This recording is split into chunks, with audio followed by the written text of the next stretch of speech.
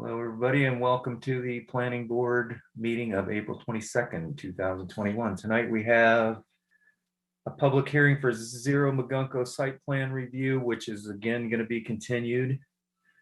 And then we have a public hearing on a covered porch bylaw amendment that we're going to try to get on this next town meeting. And then a public hearing for design review trigger, which is, I think that's just kind of a correction.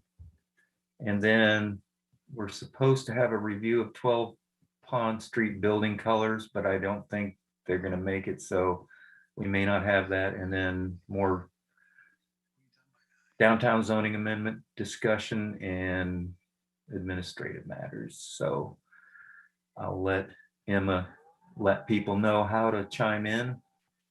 Okay, if you'd like to join the virtual meeting, the agenda on the town website has the connection info, but you can also go to zoom.us and enter the meeting ID 865-1264-6250, passcode 541553, or from a phone, you can dial 1-646-876-9923 and enter the same meeting ID and passcode to join. Okay. All right, so we'll start with the public hearing for Zero Magunko site plan review. And we'll open that, and then they've asked for a continuance, correct, until next meeting again? Just to speak on this, Dale, yes. So in conversation I've had with the applicant's attorney, George Connors, they did submit some renderings. I believe I stated that at the last meeting. I asked for additional renderings and also a landscape plan that kind of shows the building and how it's going to sit on the lot. And I said that that's necessary information before we move forward with that. And I have not received that information yet. So he has requested an additional continuance for 2 weeks to the next planning board meeting. And hopefully we'll have something at that time. But,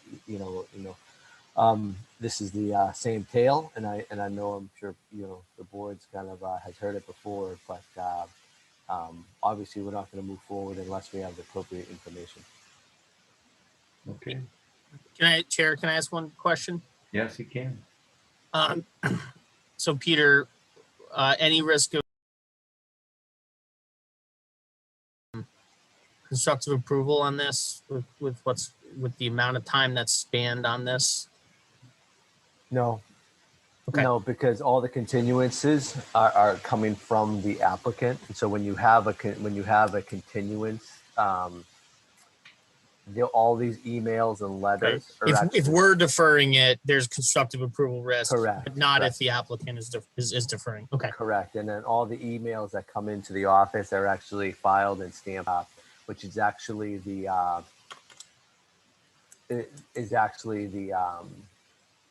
via the Mass General laws is what stops the clock, right? So if you think of a chess clock, right, that's when you get into construction.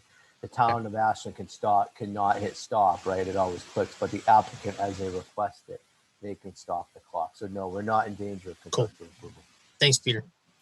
And I know that from experience, and I'm not going to get into it, but I that's always on my mind. Okay, so that'll be the next meeting, which is May 13th. When's our next meeting? May 13th. Okay.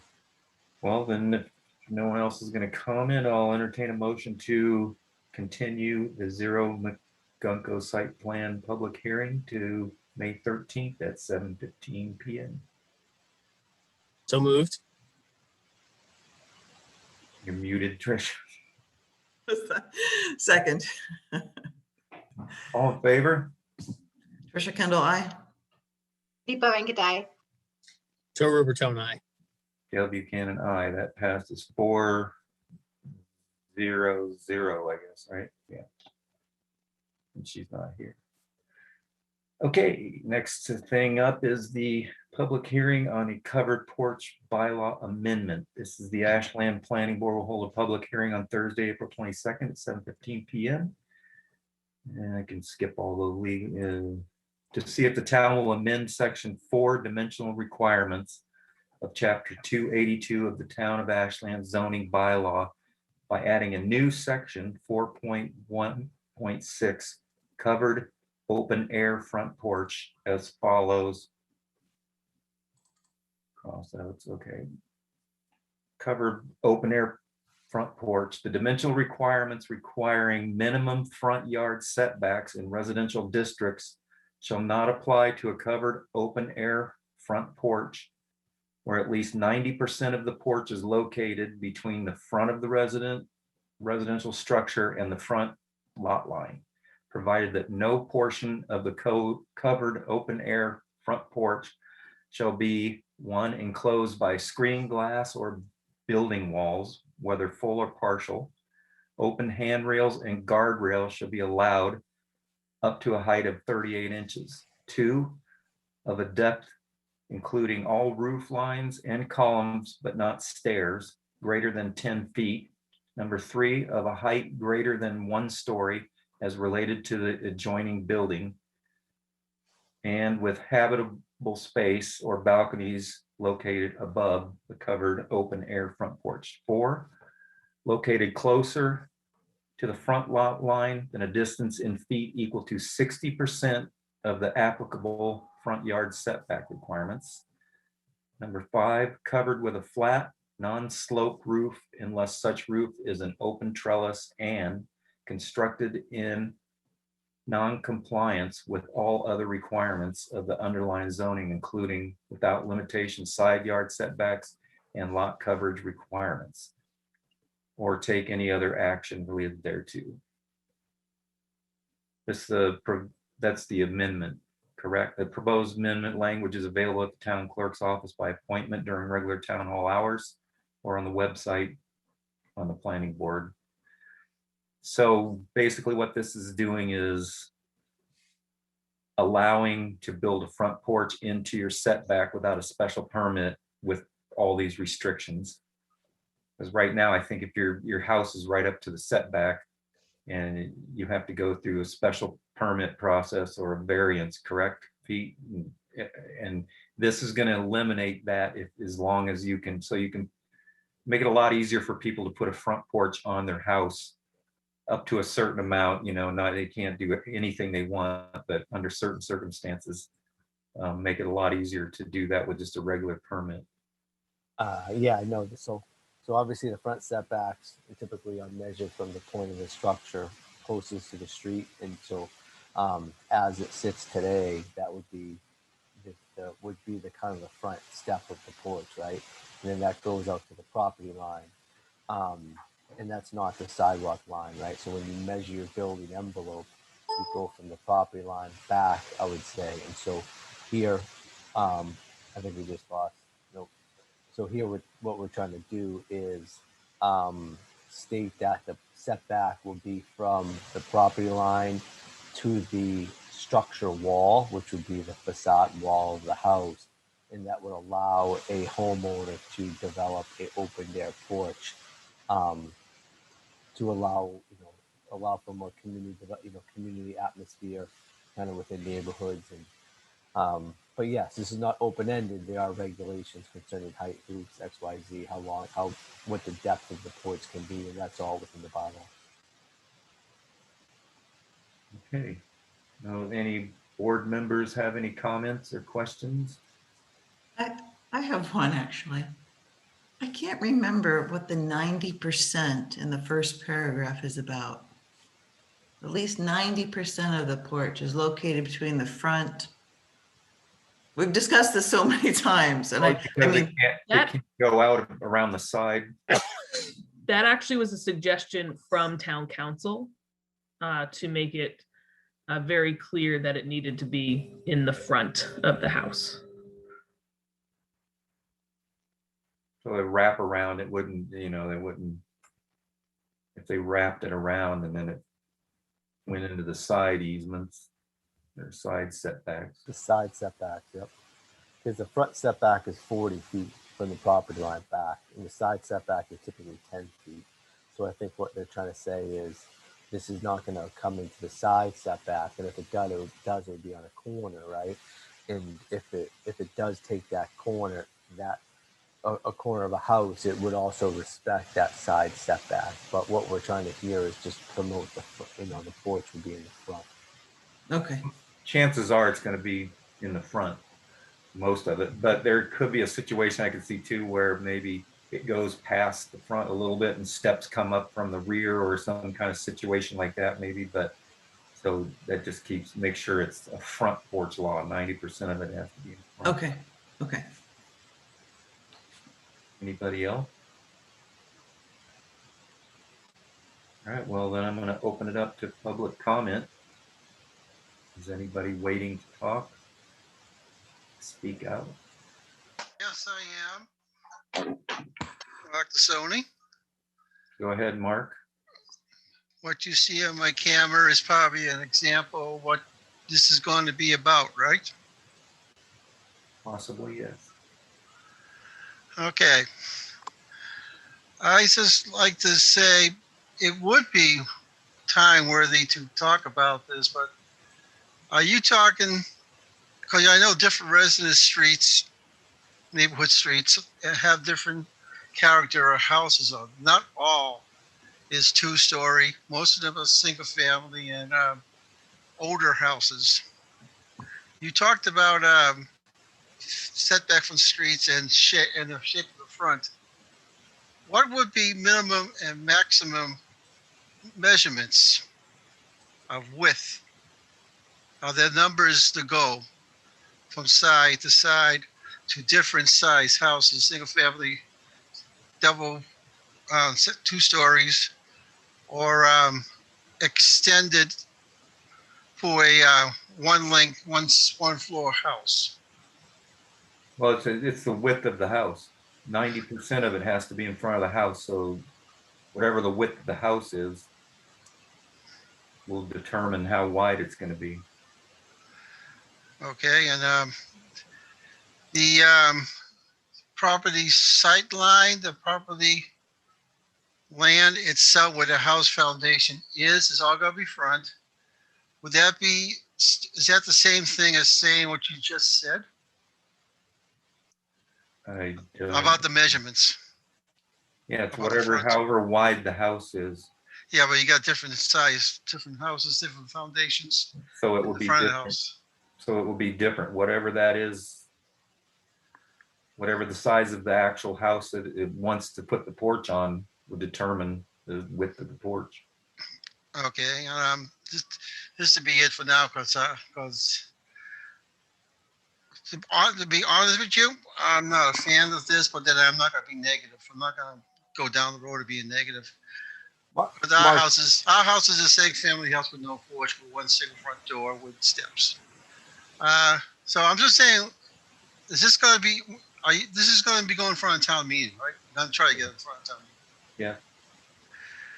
And how long is it? This? No. I'll ask a different question. Who's going to engineer this? In what sense, Mark? In the sense of there's got to be when the person wants to, let's say that house, person doesn't want, that has a house with no porch, but they want to put one on. Is engineering going to be involved to measure to make sure it's in the quantity, in the quantity of the numbers? 100%, Mark. When anyone that's going to have to build a front porch pulls a building permit.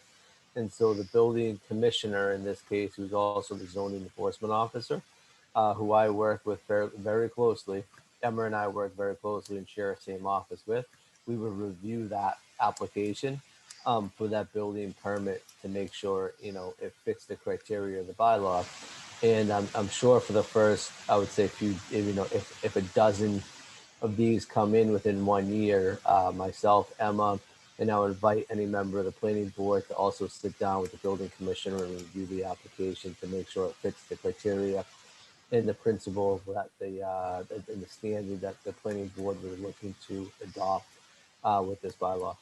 And it's the same, it would be the same if someone was adding on to their house they have to show the setbacks on the plot plan or whatever, the setbacks, it's no different. I mean, it has to be on the application. Just like if they decide to add a room or a garage on the side of their house, they have to be within all the setbacks. That is my question. Yeah, so I just wanted to make sure.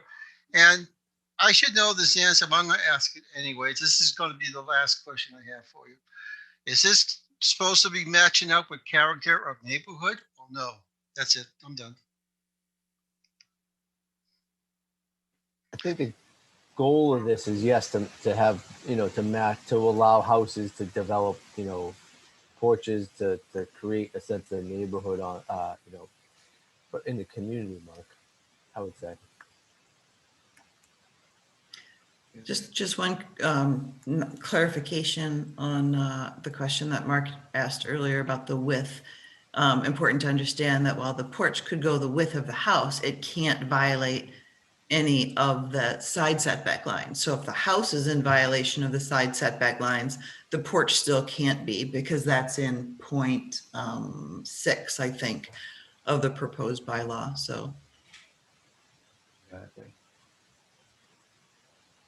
Okay, is there anyone else? I can't see if anyone's trying to speak or not. Emma, you'll have to regulate that. Is there anyone? I would like to talk about a couple things on that. Catherine Jerzyk, 11 Rodman Road.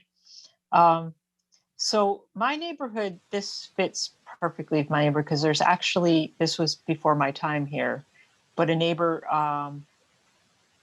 has a little bungalow, and then your family grows and you get a little money, and he actually made a full second story himself, just working nights, weekends, and he could not put a front porch on. He still doesn't have a front porch. So I think there's some really cool things about this. What I think it's missing is that you're exposing to a rebuild, expanding the footprint of existing, because I don't think there's tight language about that. I think let's just say, the stairs are kind of reasonably clear about our definition, but not completely, right? So now, again, I decided to tear down, or let's just say it was a fire, right? But then somebody wants to rebuild. So now you say the stairs aren't or not, but the front porch became the footprint. And I mean, if you want to talk about character of a neighborhood and preserving, I'm going to use quotes affordable, because we're not, my neighborhood meets that. Like we have, like you can buy a house in my neighborhood, probably still in this crazy market, less than what we're calling affordable apartment rents. So I have an interest in looking out for keeping the character of the neighborhood. There's some other neighborhoods affects the character, which I think contributes to the character of the town. And I have an interest of making sure this front porch does what we would like it to do without having negative. And I think it needs some work there. So the stairs, right? And now I expand, but I get this fire. So you say, well, no, but the footprint's actually the porch. So I can get bigger still. And then I know you can't build your porch enclosed, but what's to say again later, I call it an addition, and I already violated those. So now that becomes enclosed, and then I can put a porch on the enclosure. So I think this would be awesome if we could tighten up the ways it can't be misused. And I can just be honest, I've seen lots of ways it's been misused in Ashland in my 18 years here. So I am speaking from experience. I'm speaking from reading other towns that have tighter zoning. I think one way is to attack some of this in definitions. And maybe in here you would have to attack also saying, like putting that limit, it's not to be considered the footprint, or like Peter said, some of that, the structure wall is not super tight about setbacks. So maybe that might help too. The definitions. So I would say the definitions in this could be improved to not have the negative consequences unless you don't care about them. And I do. I think the like you said, if the house burned down, you can't build the house into the setback still. You can't rebuild the house. This is only for the porch. So if You could rebuild on the if it burned footprint, though. down, if it burned down and somebody built their house out to the porch that was into this setback, that wouldn't fly, right, Pete? It technically could if the way our zoning is right now. Well, Kathy, I mean, Catherine, I know, I don't, unless deeper, if we deeper have a further discussion about the zoning bylaws and, the demolition bylaw, when it comes under, when the act of God happens and someone's allowed to kind of create, pull a building permit, after a fire, to go down that road. I think any building commissioner, I think we have a new very experienced building commissioner in the town. And I'm speaking from the past 3 months here, that one would have to review the building file and get an understanding of what has happened over time on that house, right? And where it does it go. I believe, in all my experience, is that if a house, if the act of God, right, happens upon a house and the house is destroyed and it has to be demolished, the footprint is the foundation footprint, right? It's not the footprint of a deck. It's not a footprint of a entryway.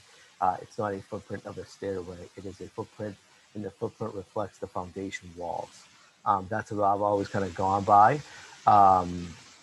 So for the sake of the conversation, that's my kind of rule. That's my rule of thumb, regarding the replacement of a house. And then obviously when you open up the building, I would say jacket, right, on every house, the building commissioner would be able to see that this, because we don't have this porch bylaw yet, right, that a new porch built under this bylaw, and you can kind of backtrack through time and through history, the development of that house and development of that site, right, and then you can get a better understanding of that. I would say that would be my 2 cents regarding, that comment. So yeah, so that's nice, but there's no teeth to that. And if that doesn't happen, and let's just say the very nice new building inspector gets offered a lot more money somewhere, wins the lottery, and the only person available is a not experienced building inspector and doesn't do that. So that's why we have these laws. They kind of go hand in hand. And I don't think it's smart to rely on the building inspector. I think that's why we write these things down and make them tighter. I think there's that part is missing from here. And I'm simply going to ask again until that's tightened up. Yeah, I don't think, I'm not sure how it's worded with, like you said, like a fire act of God, 'cause I don't remember how that's worded, but I do think there's a really easy, so we'll put that aside just for a second. But I think there should be a really easy way that this doesn't apply to, like I said, I'm going to make my house right up to the front setback line. And then 5 years from now, or 2 years from now, or 1 year from now, I'm going to apply for another building permit to put my front porch in the setback line. So it seems like there could just be an easy add-on to this, that this applies to, that this bylaw does not apply to homes built after 2021 or whatever it is. So if you, so you can't plan for your house to, you can plan for your house to squeeze out your square footage, and then a year from now, add on that porch. If you're building starting right now, you got to accommodate the plan into the set, you have to accommodate the porch into your setback line. Would that accommodate? I think that helps, but again, I think what you all might not be seeing is, it's come to another tour of my neighborhood, just all the very small lots, and how this could just have over time just a bad impact. Well, we can't regulate for, everything should require a building permit. So all we can say going forward is that building permits that reflect the local bylaws are required. And so if this local bylaw says that you can't put living space above the porch, then that should be in there. If there's all of these past violations, there's nothing we can do about that. We don't know who was on duty. We don't know who. No, whatever. I'm not talking. But it's in this bylaw.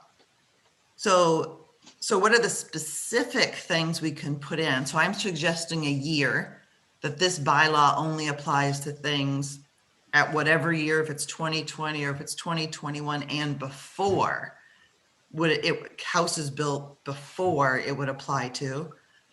But what other specific things are we putting in here to, you know, we can't say when this comes up, it's going to be reviewed by the planning board every single time, because that's not what we wanted to do, right? Yeah, well, So what- exactly. Yeah, so I mean, so what, Yeah, I think it's on the right track. You're trying to make it easy for someone to make their house a little nicer, but the negative possibilities in the future could be tightened up about. Again, our stairs is reasonably clear, but it's not about that counting. Peter's wait, point. So that's number 2? No, if you go back to our definitions about the stairs counting and setback, it's reasonably clear it doesn't, but it's not 100% clear. Right? It doesn't count. Like if the setback it does, or let me take that back. Should we count the stairs or not in the setback in general? I don't think that's 100% clear in our current zoning. Yeah, And then usually in setback lines, uncovered steps do not count. They can go into the setback line. That would be a typical thing in a community. Well, Lexington has it that it does count, right? I've read others, so it's what we want. I would agree that's probably usual, but I think we can say. And then the structure wall, what's clear, I don't think that's again 100% clear to not have this. I decided to tear down my house, and now the footprint got bigger in the next few years to tear it down and I get a bigger house, right? Just what, in theory, we don't want in a neighborhood with small lots. So it really goes back to what the definition, making sure, I think it's all the way back to the definitions, not necessarily in this article. I think Tricia's thing about the year makes sense. So someone can't plan to. So exactly what terms you're in the first paragraph, you're looking at the term structure. Is that correct? So I want to know exactly what you're looking at. Well, I was going to pull up my computer so I could do two things, but I'm on the iPad. I don't. But Okay. Do you have the definitions like of even the structure way back in our definitions? And Do you want to just bring up the bylaw and share it? Or you don't want to quote the bylaw, Catherine? Yeah, I can. I have to go I can get my computer and I don't believe the stairs is defined in Ashland, and I think it's a little sketchy on whether the structure sort of counts, where that counts. I can put the definition of structure up if you give me 1 second. I think so. I have the bylaws in front of me, but it might take me a while to find the definitions.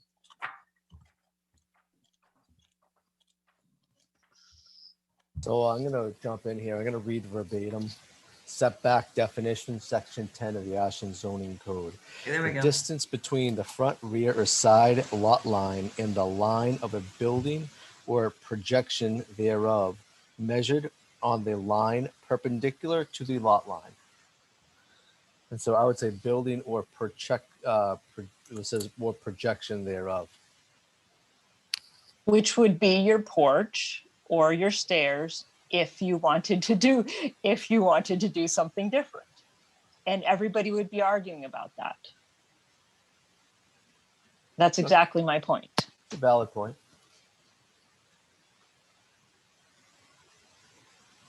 If a projection goes into the setback, then it's not legal at this point, unless they got a special permit. Well, you could misinterpret the way that's written about what the projection is. It's not supposed to be. It's supposed to be, I have a little bay window projection, that's in the setback, but it can be misinterpreted to be stairs, patio, porch, blah, blah. I don't think it's supposed to mean that, but it is not rock solid definition.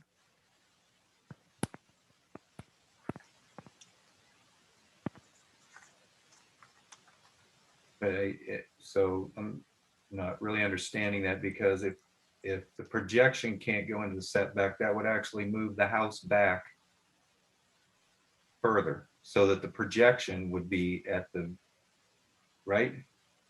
So if you have a projection coming out of your house right now, and it goes into this, it's not supposed to go into the setback, or it is. I'm not understanding how. Okay, so we're that talking would about, get it's used a to having your structure, house move right? up 3 feet or 5 feet. It says a projection is part of the structure, right? I don't think it's clear about a porch or a deck or stairs are not a projection. I think that's not the intent.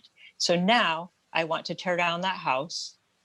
That was a reasonably modest sized house, but I had this giant, pretty big front porch that you're going to let me have, and a deck and stairs. And now I can get a giant house under the footprint of the structure that's allowed under Mass General laws and our bylaws to rebuild.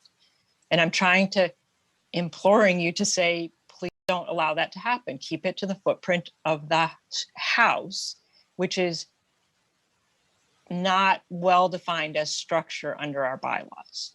I think just to jump in here, I think Kathy's trying to say, I'm sorry, Catherine, is that in there, if there's an act of God, right, and a house is demolished, that the existing footprint shall be held to the foundation walls of the existing home structure. She is saying that, in essence, that she would not want to see someone come forward, build a porch, right, that in theory could be, say, 5 feet from the front of their existing structure, right, into the setback, have something happen, and then be grandfathered that front spot, or that front, I'm going to say, the point closest to the road, or of the public way from the porch, as the new front footprint Correct. of a house that would be built after a house theoretically would be A, torn down, or B, having to be torn down from an act of God. Is that correct? Mm-hmm. Can we put in here something that this would apply? This would only apply to, in the same way that you could put a year on it, that it applies to only those structures that have existed prior to, throwing out a year, 2020, or or were existing prior to 2020. So it can't, no matter what happened to your house, you have to do what was there before.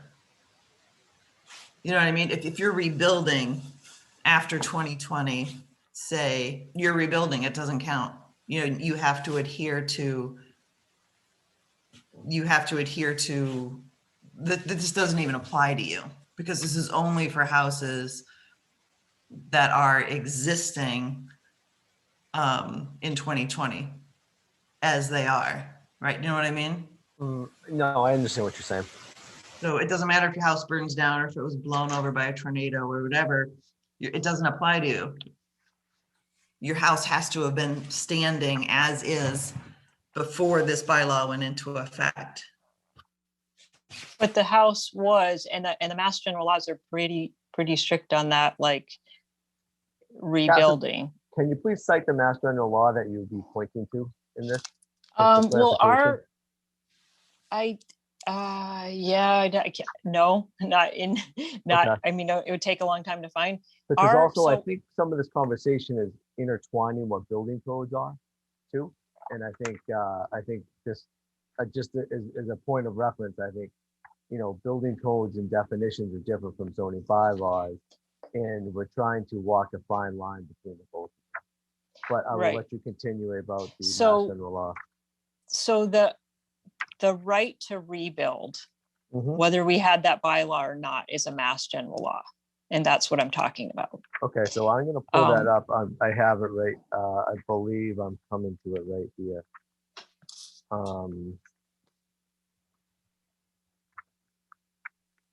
In the right to rebuild, is right here. It's actually section 3.37 from the Ashland zoning bylaws, and I can read it verbatim. Reconstruction after catastrophe or demolition, correct? Any non-conforming structures. So now we're only focused on non-conforming structures at this point, right?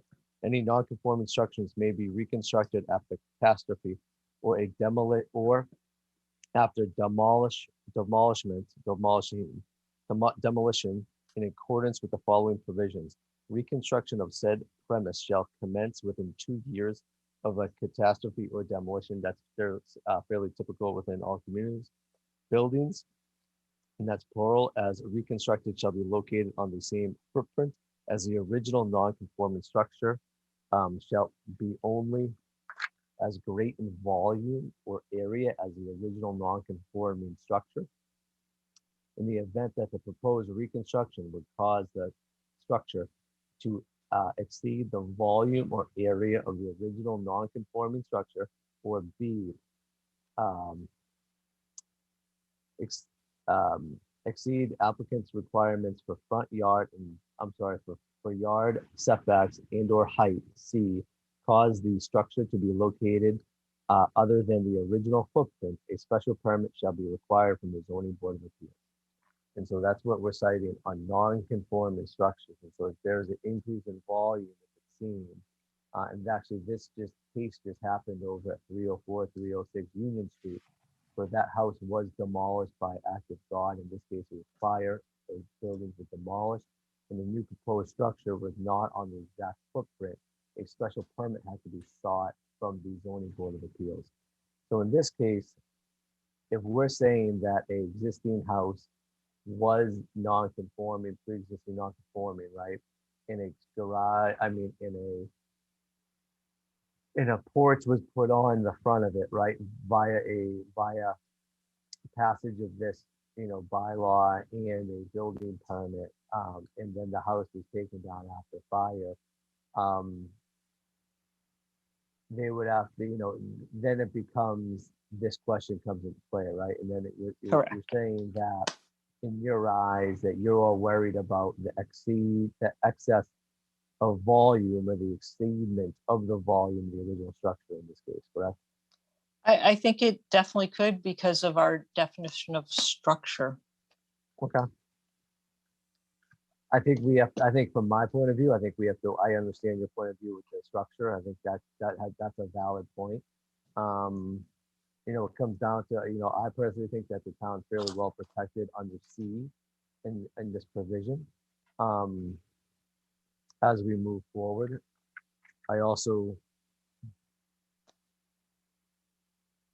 but it's up to everybody's point of view, right? This is a theoretical conversation here because we're talking about a demolition via the act of fire or an event that may or may not happen. So, well, Peter, that actually the way ours is written doesn't mean that it has to be. It says act of God or demolition, and you're allowed to demo your house. If it's a certain age, you have to go and get in front of the demolition permit. But it does not say act of God. That's in there, but it says I can choose to demolish my house.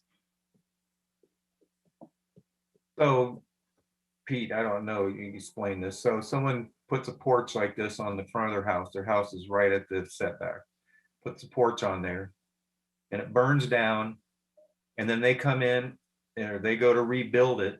They don't need permits or anything, just rebuild it? Are they gonna build it up? The front of the house is now where the porch was? I don't see how that could happen.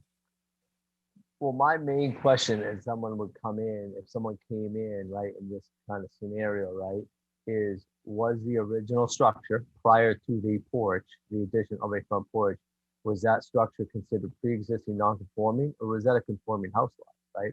Because if it was a conforming, because there's two different avenues to take the conversation.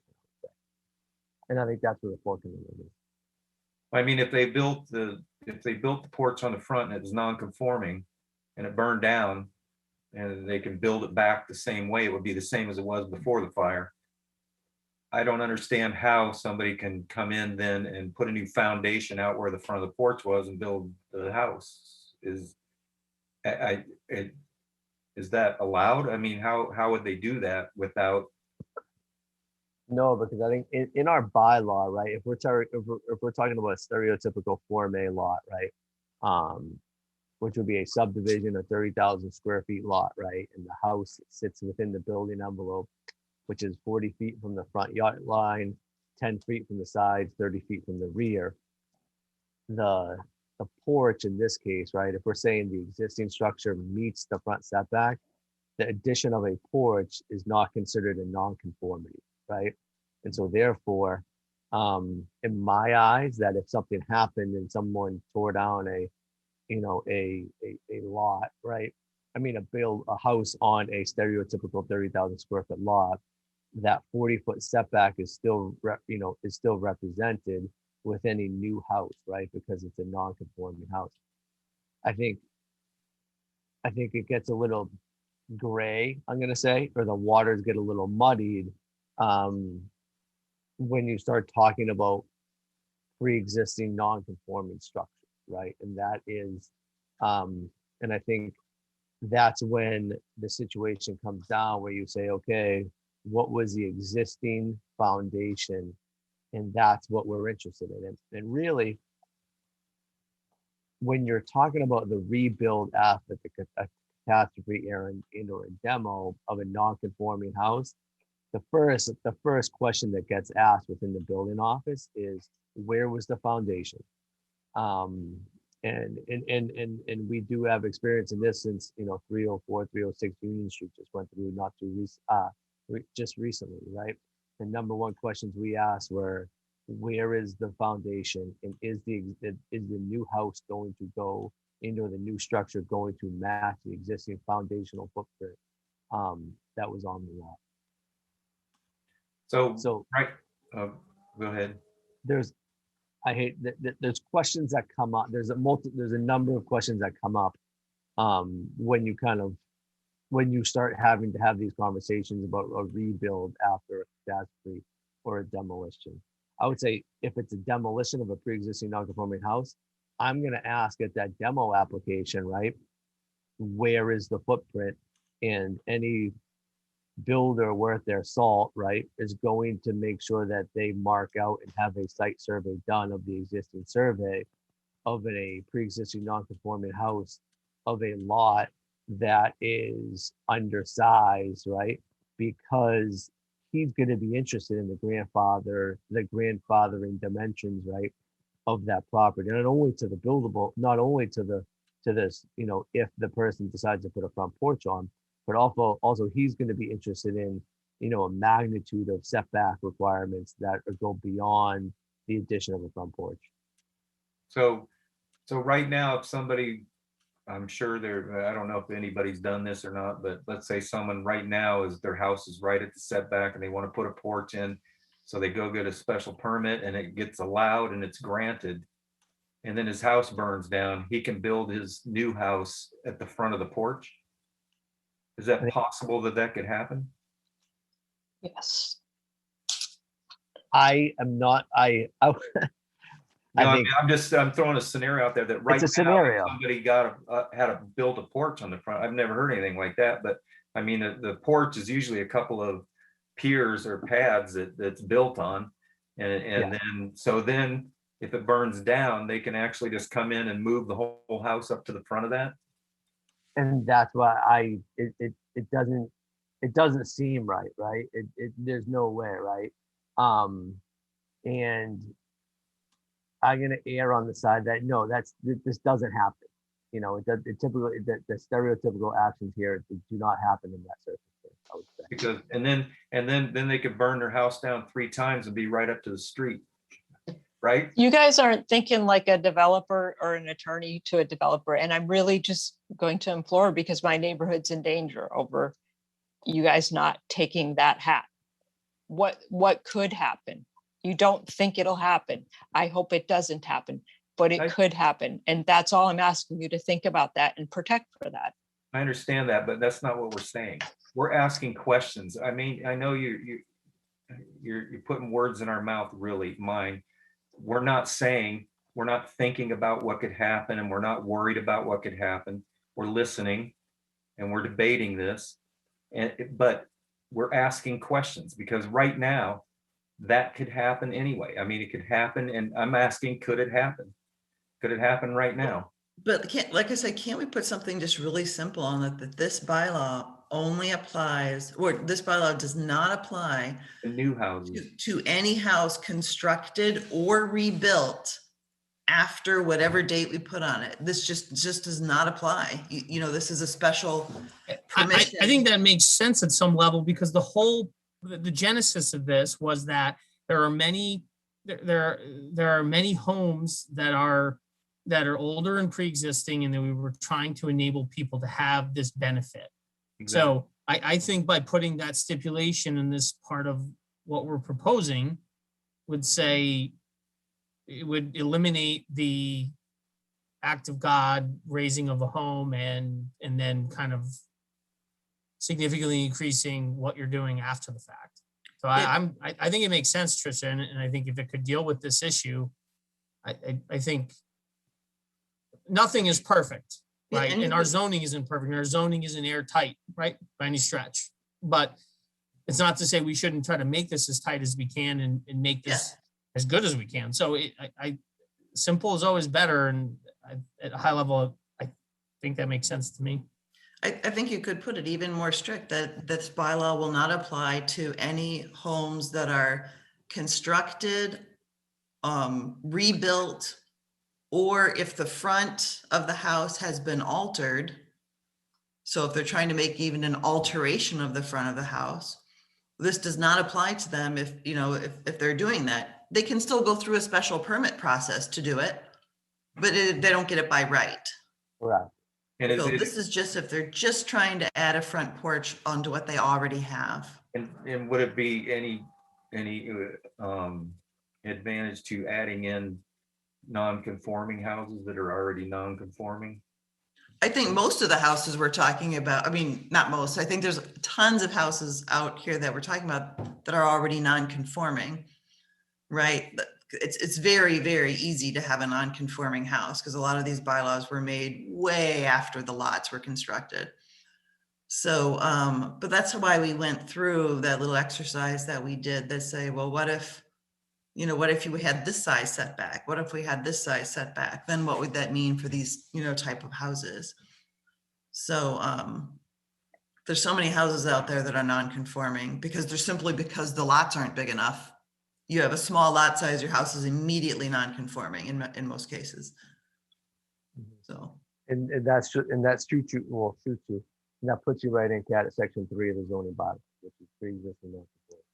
So once you start to move around with the dimensions, and obviously that was the genesis of this bylaw, right? Is that give homeowners the opportunity to make investments into their home, correct me if I'm wrong, for the better good of the community, to create more of a sense of community, without having to go to the zoning board of appeals to obtain a special permit to extend the pre-existing nonconformity and/or a variance in many cases, which are very stringent under the Mass General Law, for bullet points of a variance. So if that's the case, I think we can continue this hearing to the next planning board meeting. That's acceptable. And then I know Emma and I can kind of talk to town council and take a review of this conversation and to see what changes make sense with the concerns that were brought up here tonight. Yeah, I think it'd be good for Kate to give some thought too of all the concerns that she has and what she sees in your neighborhood. If putting that strict date on it, that anything built, rebuilt, or altered, the front facade, if you do something on the back, that's not what we're talking about. After whatever date we put on this, and we should consider what that date is. This bylaw does not apply to you. It's not by right. You aren't eligible. You have to do a special permit. Yeah, I think it just something like that, because I think it was made for my neighborhood for the positives. like I said, there's true story neighbor. I don't know if he'd build a porch now, but maybe if this passes, he would. So that'd be cool. But thank you. I am passionate about it. So I know you guys get frustrated about that, but it's. No, it's good to have it brought up because we No. don't think of everything. These are Thank the you. conversations that make a good bylaw. Exactly. At the end of the day, there's no, I've made we all have talked about bylaws, we created bylaws, but there's no good bylaws that occur overnight and are added to the bylaw, Yeah. added overnight, right? And so, and the more eyes, the more participation, obviously, as you know, within planning, the more participation, most likely creates a better product at the end of the day. So if you want to email me all your concerns, just so I kind of have them in writing and I have them for the record, I think that's the best way to kind of put them down. But in no way, would I, am I, this, I think this is a positive as we continue to develop, more appropriate bylaws for the community, which I know Mr. Dusoni has been trying to do for a long time. Yes, me too. Looks like Mark had a Mark has a question or comment. Mark? Thank you. This has been a great introduction discussion here. And I thank Ms. Catherine, who I have given you most of the paperwork like I did with Peter there about the zonings and everything that got you going on Pond Street, didn't I? That's how we got started. Now look what you got across the street. Okay, my question to the chairman, to you, Peter Emmer, you just mentioned that you're going to go to the council and bring up this conversation, this talk we had tonight. Both of our comments, all our comments, including myself and Catherine, everybody that's here, all those comments, and Tricia too, because she was a great help on this. With this being in a text minutes that can be read to and give to the council, the counselor to read over and be together on, to say this is what we talked about, and here's the minutes to prove it. So it could be legally looked over and talked on and put forward from. Well, just to answer that, Mark, before you go any further, with the help of WACA and the airing of these meetings on public TV, all these meetings are recorded, and so if our conversation goes that far where somebody actually wants to see and or watch and listen to the conversation that was had at a planning board meeting, not just that we have the minutes that are completed professionally for all the boards in the town, we also have the videotape. And so therefore I'll be able to send the videotape as a link to anybody that is looking to kind of get the better understanding and or the gist of the conversation that was had at a planning board meeting. So I hope that answers your conversation. That answers that for a little bit, but I'm just saying for a, like if you're talking about a legal contract, video can be retracted and doctored up. On paper by text, word to word is a legal binding contract of what was being said. That's what I'm saying, because this is going to be going through town meeting anyways. So you got to be going through council to get it onto the warrant, right? Yep. No. Yes. These minutes are put. These conversations are put in the text and that are legally binding. You are correct, Mark. Okay, and through the chairman, I'm done after this. Yes, I know this has been like you got me on last time with what was on inside of me. This is your pet warrant article, the porch. And I'd like to have you understand that you're fighting for it like I'm fighting for the zoning bylaws. You're going what you believe you want, and this is going to be your mark on the planning board to get out there. But the board is together with you on this, which is a great thing. You're a team. So like how I am with the zoning with Emma and Peter, this is your team effort right now. So good luck and keep it going. Yep, and I'm doing it because of a lot of citizens of Ashland have asked about how we could, make this happen. So, thanks. All right, so what Pete, you're gonna submit, ask town council, or you're gonna draw something up with those dates, like anything constructed or rebuilt before a certain date qualifies, or how to word that?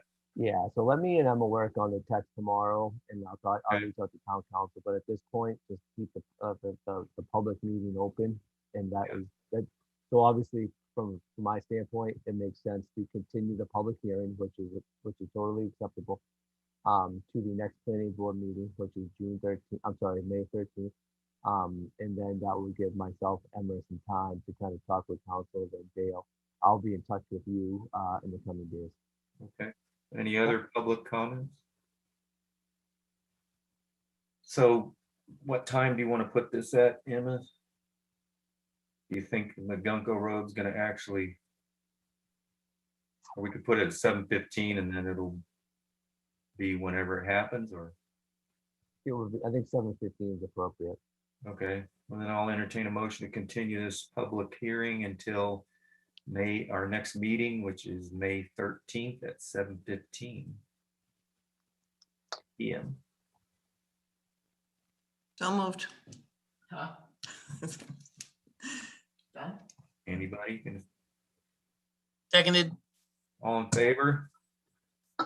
Trisha Kendall, I. Bowen good day. Joe Rubertone, aye. Gail Buchanan, I passes 4-0-0. Thank you very much. Thanks, Catherine and Mark. Okay, now we have another public hearing we'll open up about design review trigger. Ashland Planning Board will hold a public hearing on Thursday, April 22nd, 7:15 PM to see if the town will vote to amend the Town of Ashland zoning bylaw, chapter 282, section 9 as follows. Section 9.6.3, number 4, properties with projects requiring design review per section 9.4.1.7. We're going to change the 1. Is that correct? That's cross out, or is 1 the new language? Yep, just adding the 1, there's no removal. Okay, we're going to add a 1 in there of chapter 282 zoning of the Town of Ashland Code. Like the other one, the proposed zoning amendment language is available at the town clerk's office by appointment during regular town hall hours or on the website. So what this is doing is basically correcting almost a typo, error, right? We're not changing any of the laws or anything. We're just pointing to the right exact number. Okay, any comments from the board? Nope. Any comments from the public? All right, well, I'll entertain a motion to close the public hearing. So moved. Seconded, All in favor? Trisha Kendall, I. Bowen good day. Joe Rubertone, aye. Bill Buchanan, aye. Now, so do we vote on submitting this, or we don't have to do anything, or is that? We just voted to support, we opened the public meeting. The motion was to support it, and we'll submit this to the town warrant. No, I didn't make that motion. I closed the public Oh, you hearing. closed the public hearing, I'm sorry, Now I need to make a motion, get a motion to, to support the zoning change. Okay. The change, yep. I'll entertain a motion to support the changes to this zoning bylaw. So moved. Seconded, All in favor? Trisha Kendall, I. Bowen good day. Joe Rubertone, aye. Gail Buchanan, aye. It passes 4-0-0. Thank you. Now, we were supposed to do a review of 12 Pond building colors and first floor windows that it's been ongoing, but I believe none of the developers people could be here, or so we would want to just move that till the next meeting. Yeah, just to jump in here real quick, Chairman, kind of in preparation for this meeting yesterday and today, I reached out to the applicant. We were kind of sending emails back and forth when he did submit those colors. Kind of a miscommunication. He thought the planning board meeting was actually meeting next week. And when I informed him that the meeting was tonight on the 22nd, he was actually not in the state on doing, on some personal time. And then also and so therefore I thought it'd be best to move this item to the next planning board meeting, just so all parties can be kind of here and on the meeting, so we can kind of get all people on the same page, I would say. All right, and this is just a review and discussion, so we're just gonna, that's done, we're gonna move it to the next meeting, right? Correct. Okay, No motions. It's just a item. I just want to, tell everybody what happened from an administrative point of view. thank you. Okay, now downtown zoning amendment discussion. Pete, you want to see real quick where we're at on that and what we're, So I think we kind of tied up all the loose ends at the last planning board meeting, except the conversation about roof pitches. And so, as we prepare for, advertisement of that advertising the public hearing, which has to be done, we wanted to, I know we kind of had this loose outstanding item regarding roof pitches. And I know, Dale, we talked about, and you sent to everybody that Emma and I distributed the examples of roof pitches, 1 through 12. And I think what we want talking about is to see what roof pitch could be done by right, and therefore then what roof pitches could be done, or considered a flat roof and or done by special permit. And so I think tonight we just have to come and kind of discuss what our line in the sand is going to be, if that's a good metaphor, right? Is it going to be a 6 pitch that is going, anything steeper than a 6 pitch would be allowed by right? Anything lower than 5 would have to be a special permit. And then Chris, in that memo, and in the information that was sent out, he kind of describes, what roof pitches are in that diagram that we're using for the bylaws. And that's all the information that was kind of sent out. Just for the sake of the conversation, Town Hall's roof pitch is 8. And Emma, if you wouldn't mind, could you kind of share the screen and kind of bring up that information? But before we kind of present it, does anybody have any conversations or any items they want to kind of bring up from the board of where they believe the roof pitch should land? I'm a 7.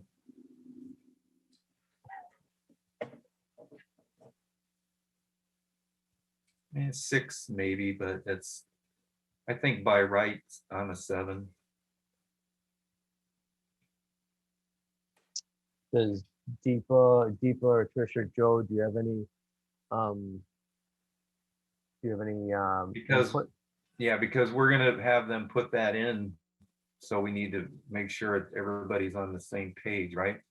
Yeah, so this has to go for advertisement, and the deadline is tomorrow. We make sure we discuss it, make sure everybody's okay with what we're gonna put in there. Correct. Okay. Joe? I think there were some examples. Do we want to, I think that's the right range, 6, 7. There were some examples I think we were going to look at, right? Yeah, on the diagram. And just as a about note, that. when you put it in, you need to put it in as whatever the pitch is. If it's 6, we have to say 6 and above Mhm. is okay, or what, 7 and whatever it is. And anything less than 6, because you can have a 5.5, you can have a 5.75. Okay, Yeah. You're not on the whole numbers with these things. Yeah. that's good to know. I've specified them always, whatever fits. Okay, so this is the diagram that we're using. I know everyone's seen this before. In Chris's memo, he kind of writes, and he kind of gives us an idea of what those are. and I apologize. We should have drawn up something a little bit better for to present. I believe this building, the building in the top left-hand corner, I believe is a 7, if I'm mistaken, from that picture, the front angle facing the front here. I apologize. What's the bottom left one? Do you know? I get to Peter, what did you say town hall was again? town 8. hall is 8.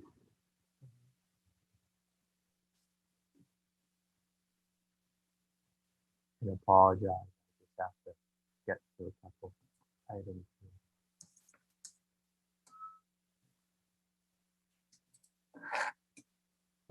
Because it'll make a difference because they'll try to squeeze more space underneath by lowering the roof to get into the, limits on the height probably. So just, I think at some point, we have to make sure that anything below, a 6 isn't bad, but anything below that, we have to make sure it fits in.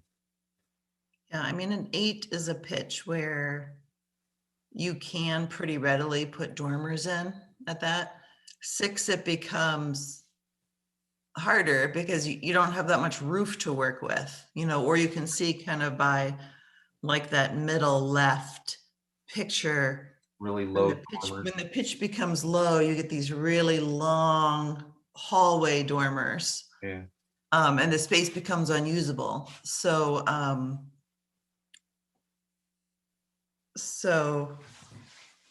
the top left building is a 7 pitch. It's a The 7, middle top left. left. Top left is 7. Yep. The middle left is 5.5. The bottom left is Around a 6. 6, yeah. So you have a 7, a 5.5, and a 6 running down the left-hand column. What's the bottom right? Do we know?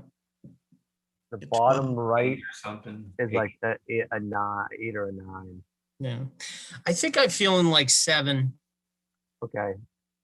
I'm not going to advocate for anything. However, I just want to note that Chris, who I know through conversations, is working as a consultant on something very similar for the town of Situate. Their baseline is a 6.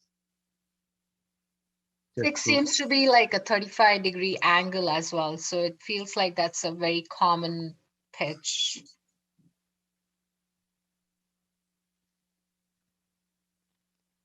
Okay.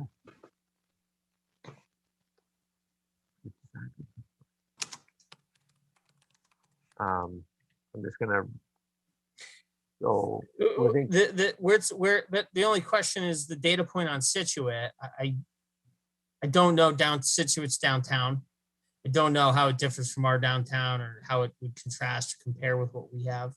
It's New England, but it's different New England. communities. I've been down there. I've been in there a lot. I know Chris. I wouldn't say there's roof pitches for that particular for the downtown. If anyone knows North Situate, that's what Chris has been working on. In the North Situate node, which is also around the transportation, which is also around a station, a train station. Since I work in the abutting community down there, I would say North Situate, the downtown area, has a very similar common themes to downtown Ashland, in the sense of scale. But I think that's where the baseline seems to be. Right in that realm, we're right in that realm. 6 and 7 are the numbers that come up a lot, I would say. I'm still at a 7, I think. I like it. I'll defer. I don't feel super strong about 7. I will defer to people with more architectural minds than me. And what kind of buildings are downtown now? Is there any low slope roofs or nobody? Got a flat roof. Got a flat roof. You got a flat roof next to town hall with a home behind it that probably has like a 7 or 8 pitch, right? I think that's an 8 or a 9. I would say that abutting the corner spot. Yep. Just going through my head, I think we're around a 7. I think a 7 or an 8. That's what I would feel comfortable with. I believe, the building on top of Lunkers is the building. I believe obviously it has a little bit of I believe that pitch is about 8 or 9. Obviously there's low, there's flat roofs in town. But like I said, we're in the ballpark, right? With a 7. I think that those are the common numbers that come up a lot. Well, Trish, Deepa. Yeah, I mean, I don't have a strong feeling about it, either way. I don't have a problem with a 6. You don't see as many dormers, I don't think, on 6s as you do on 8s. But we're not requiring people to put dormers. That's not the point. The point is just not to have these flat roofs. So if Dale feels, pretty strongly about it, I'm fine starting at a 7. If we find that we have a zillion special permits to try to get a 6-pitch roof in the next year, well, we can always, maybe it's better to err on the side of conservative. And yeah, so I don't really have, I'm trying to find an example just quickly, but I'm not quite able to do that fast enough, I think. Just correct me if I'm wrong. The only 2 things that I feel like affects the slope is, one is that snowfall from the roof onto the side, and the other one would be in case of a wind. The steeper the roof, it's obviously more possibility of roof lifting, right? So those are the only 2 conditions that I could think of when it comes to in addition to the aesthetics of the building and architectural, this one. So we are talking only about downtown in this case. And would there be any other consideration that we should look at for the slope? Because it's until you are really designing the building, you probably wouldn't notice the difference. Yeah. But technically, it's just these 2 things that I would think off top of my head that would affect the pitch of the roof. And I'm sorry, what were the things that affect the pitch? One would be like the snow, if the snow accumulation on the roof, and then how that slope affects how the snow falls onto the ground. The steeper it is, obviously that drop is much faster, I would think. And when it is winds, affects that lift of that roof. Yeah, I don't think winds are an issue because of all the tie downs that they're required to have in terms of, structural analysis. The snow, it's true that the snow comes off more quickly, but because it's a steep pitched roof, it tends not to accumulate the way it does on a shallow roof. So solar panels are the danger there. If you have solar panels on a roof, that's an avalanche. So I'm good, 6 or 7. Yeah. You just have to decide. It's for being able to do it by right. So, you look at these drawings here and it's not that big of a difference. I'm good with 7 too. I wouldn't, I think anything between, standard is, Trisha, correct me if it is like 4 to 9, is that the standard slope, I would think?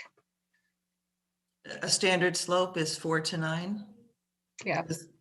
I'm not sure about commercial buildings. A four is really low to kind of be used. I generally only use a 4 like on a porch or something, or on a dormer.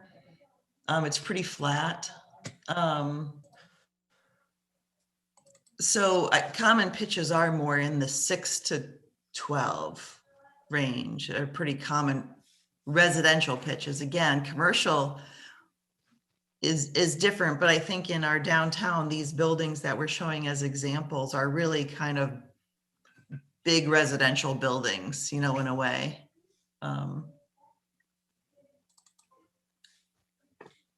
So. I Yeah, feel like we're I'm fine. coalescing around 7. Yeah, let's just go with 7, you know, and gives us a little bit more control, you know, encourages a little bit more of a pitch in dormers, you know.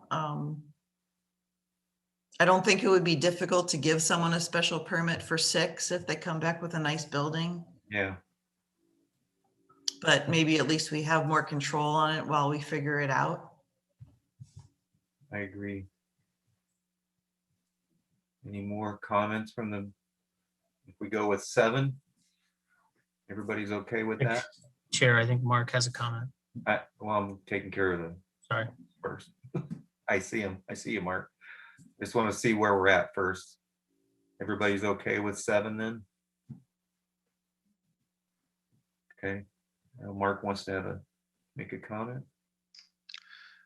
Thank you. I feel like a man on an island here.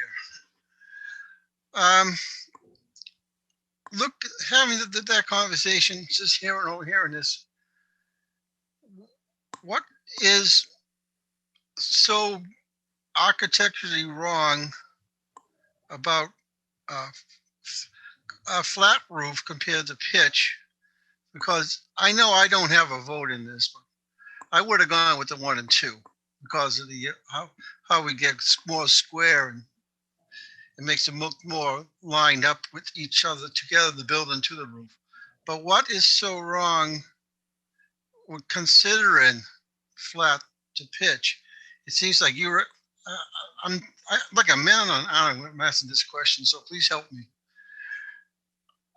Why is pitch just a favorite? And it seems like the cutoff flat is not even considered. Why is pitch more considered than flat? Well, Mark, we actually have considerations for flat roofs, that you can do a flat roof, but to do it, you need to go through the special permit process in order to make sure that you're putting on the detailing that makes a flat roof really fit more in with the community that we're trying to make, right? You see a lot of flat roofs out there that are like grocery stores, right? Which isn't what we want in our downtown area. But we had this discussion on an earlier meeting that you can also make a very beautiful flat roof building, but you have to have a little more craft to do it. And we want to make sure the developers or architects or whoever are presenting these projects are taking the care to do a flat roof in a beautiful way. And the same thing with the pitch. The pitch roof we're talking about is if it's too low and it doesn't fit in, they can still do it if they bring it in and get approval and make sure it looks and it fits in. We're at a certain point, they can go ahead and do it without a special permit. Because it'll fit in with the town. Okay. Like I said, I'm trying to understand. I'm trying to go past. Once you go past zoning, I'm almost lost. But whatever's going to be in the building, and what's the reason that a developer is bringing in the building to build, and what's going to be inside? Why would a pitched roof or difference of a flat roof be a difference to what the building developer wants inside the building? It's not. We're talking about what it's going to look like in downtown. They can, whatever they're doing inside, they can do inside. We're not concerned with that because our job is to make the downtown look the way we want it to look. That's what we're trying to guide people towards, keeping the downtown looking the way we would like it to look. So it's got to be, you're looking at a character. The character downtown, that's another zoning thing. The character to match up with what's there is to keep going, to make it look like a village downtown, right? I don't think we're kind of characterizing what that is. We're just trying to give some guidelines, and then we have a design review committee, of course, as well. But there are certain things that go along with like very low cost construction that are just just don't generally, you can kind of see them if you just drive along, Route 9, they just don't generally lend themselves to the type of character that we put into our houses, that we put into buildings that we really, our institutions, buildings that we really care about.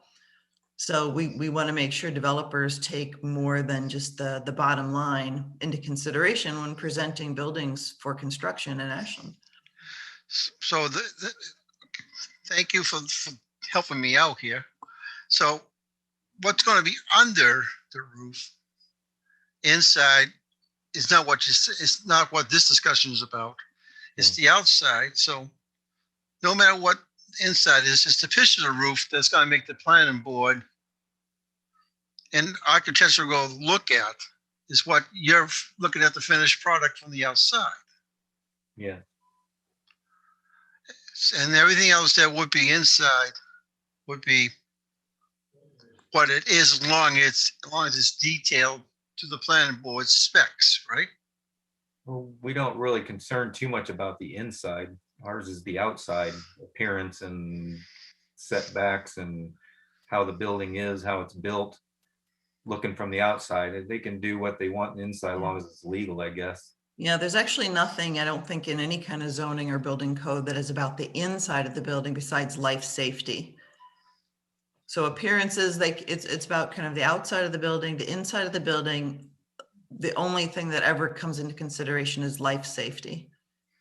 Okay, so it's outside, top, bottom, and the lot size foundation is what you look at. Yeah, basically parking, all kinds of things like that. But Okay, so when the design review comes in to come in, they look at the same thing, outside, foundation, up and down, foundation to roof, right? Correct. yeah, So you guys work together for that, and now you want to make this as cohesive, and both boards showing for the best for the town what it's going to look like on the outside. That's the goal. Thank you. And Okay. since the last minute I got everything out of myself, I'm a lot calmer. Thank you, Mr. Chairman, for all right. having me relieve what I had inside myself. And to everybody on the board, thank you for the patience for hearing me out. And Peter and Emma, you won't see the last of me because in 2 weeks, me and my dad are getting vaccinated. We were on the list and we're getting vaccinated. Congratulations, Mark. That's Okay. great Good news. news, Mark. Thank you. Okay, so Pete, is anything else we needed on that? Zoning things, you're gonna write it all up and next meeting we'll have, It's actually it's all drafted up. We just have to plug in the number 7, and we're gonna send that off and start the advertisement process. So that's all we needed for that one. So okay, we're good. there we go.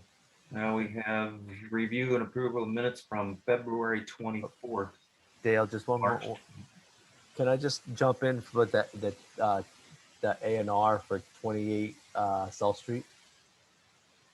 Yeah, go ahead. Okay. Just just before the one last item. So a couple planning board meetings ago, we approved the A&R, which was for agricultural restriction at 28 South Street. 99% of the property in this case falls in the town of Holliston. I know, Joe, you have knowledge of this property through the CPA. When the town of Holliston and the owner of the property went to go forward and submit that A&R plan to the Registry of Deeds, the Registry of Deeds rejected the plan because there was an error on the plan, which I believe was a scrivener's error. And so therefore the engineer in this case has reached back out to me and has actually sent a revised plan to the planning board. And they are asking the planning board in this case to review it and to approve and to come back into the town hall and to re-sign the A&R plan for 28 South Street in Ashland. We have the PDF if the board asks. How could you put that up? And then, did you know what the mistake was? It's basically, it's the same exact thing, except there was a technical There was a technical error. I believe it was in the printing block and the writing block, and Okay. it was just item. This So everything else is the same basically, except for they just corrected some language or. I think, and there was some language in the notes. This plan goes a little bit further than your stereotypical A&R. Number one, it falls in both town, Holliston, and Hopkinton. But number two, this is also outlining the legal description of the agriculture restriction. Agriculture restrictions have to be signed off upon by the Board of Selectmen in that community, and then they have to go up and be approved by the state at the the Executive Office of Environmental Affairs. So along the lines, this plan is a little bit more than an A&R. However, it still is an A&R. But there was a grammatical and or a Scribner's error somewhere on the plan. The engineer, I believe it was in the notes or the letterhead of the writing block, but the number one thing is the plan is the exact same plan as how it was approved by both the town of Hopkinton and the town of Holliston. I'm sorry, the town of Ashland and the town of Holliston. And as you can see, the town of Holliston has already approved this plan. And reapproved. You know, they just don't make Scribners like they used to, you know? Yeah. So, and what's the It's a address shame. again? 20. 28 South Street. Okay. Well, if there's no, it's basically just re-voting on this with the correction that they made in the writing, Scribner writing. So if there's no other comments from the board, I'll entertain a motion to approve the A&R for 28 South Street. So moved. Seconded. All in favor? Trisha Kendall, I. Deepa Venkatai. Joe Ruberton, aye. Gail Buchanan, aye. Passes 4-0-0. And when will that be ready? You'll let us know when we can sign that. It's actually in downtown. It's actually in downtown. It's in downtown because it's in town hall. It's actually in town hall. So if anybody wants to stop by, I'll be in the office tomorrow along with Emma. But it's her birthday, so you may want to bring a present. Cake. But Cake and. no, just had to throw that in there. But yes, no, it's in town hall and it's ready for everyone's signature. And I do want to before we move on with everything else, just real quick. I'm going to jump off the meeting before we get into the minutes. But there's really nothing, new. I will just tell the board that a potential developer for the parcel at 501 Pond Street, I talked about it in a couple meetings. He has since, I think, moved on from that project. That is the most, that's the biggest, I would say, administrative news.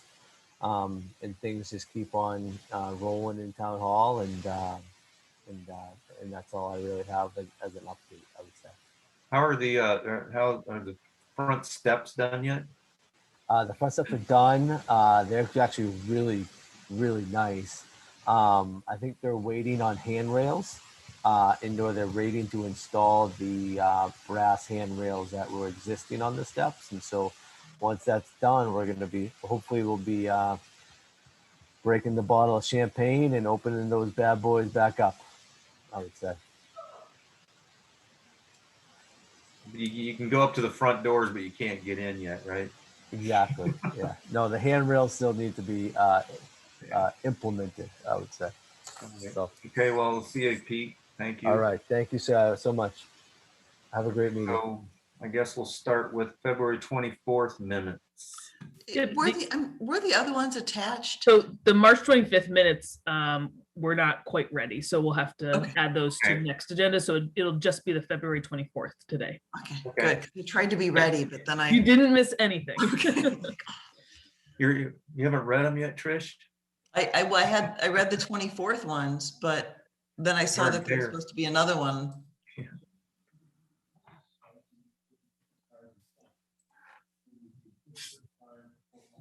But Did all the processed lines go to proceeded instead of processed? It's on line 920. For a change, I read it ahead of time this time. I wonder if that should say proceeded versus processed. I was thinking like processed, but I can change that to proceeded. I think I used it a couple times, so I'll change that. I think the only thing I have is line 27, 28. Mr. Buchanan remarked that education about plans is important. And I don't remember what that was about or what that meant. Dale, what did you mean by that? Mine's not numbered, so I'm trying to find what you're. Let's see. What 1, 2, 3, conversation? 4, 5, 6, sixth paragraph down. The group returned to Main Street. And it's the last sentence.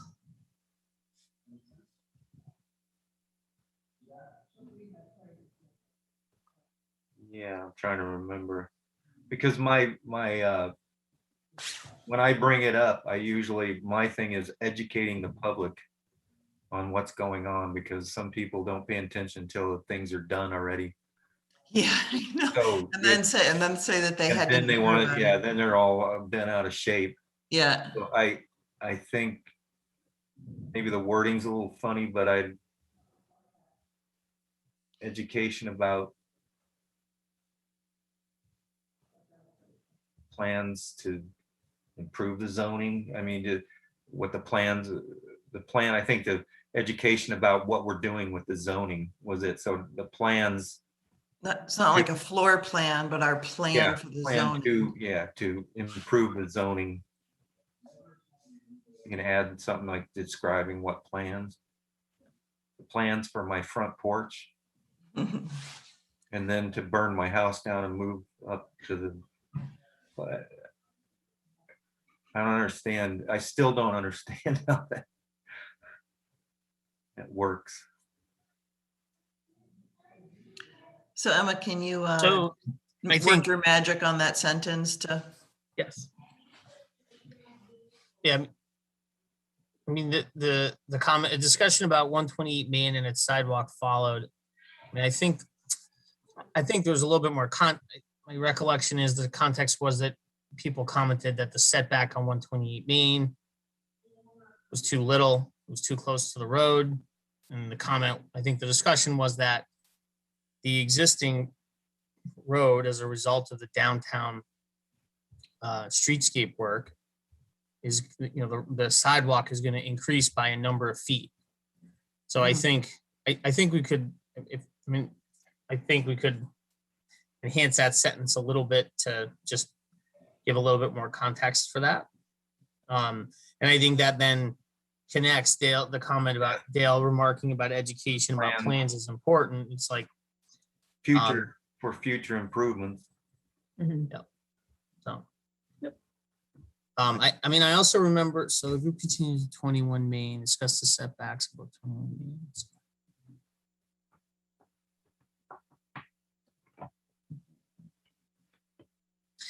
Okay.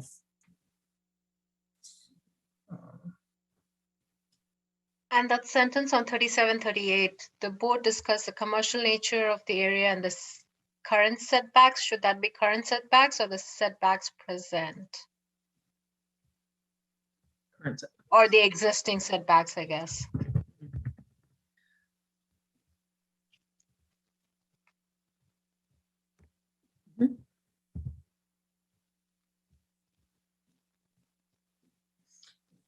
Can somebody remind me what sub-district C? Where is that again? Down to the bottom, continued intersection of Summer Street and Main Street. Setback requirements allowed in sub-district C were discussed. I think it's the part over by Pleasant, isn't it? I think Pleasant has the A overlay. Okay. I think C is down on the The other other side. end. Other Yeah. end. Okay.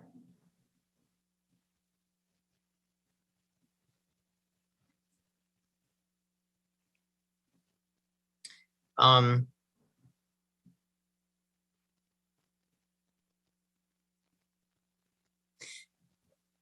line 22 and 23, Mr. Return has the idea of sub-district C becoming dense residential and mixed use.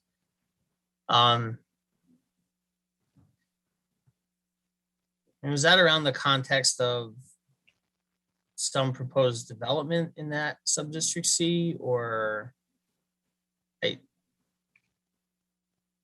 I'm trying to remember that piece of the conversation on 22 and 23.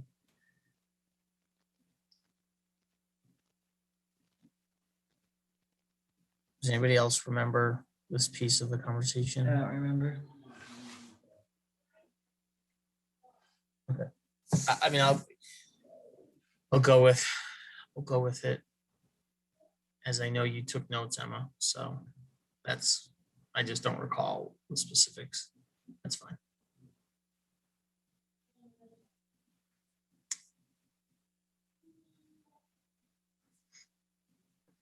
Is everybody okay? Do we note that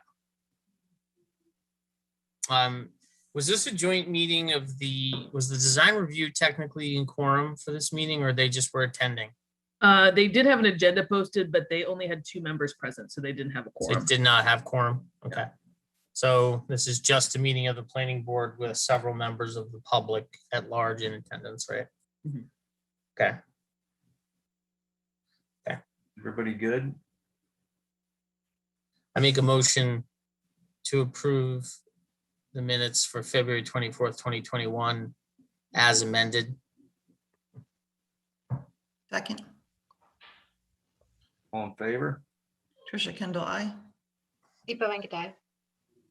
Rubertone, aye. Dale Buchanan, aye. Passes 4-0-0. Okay, any members have any announcements or anything they want to say?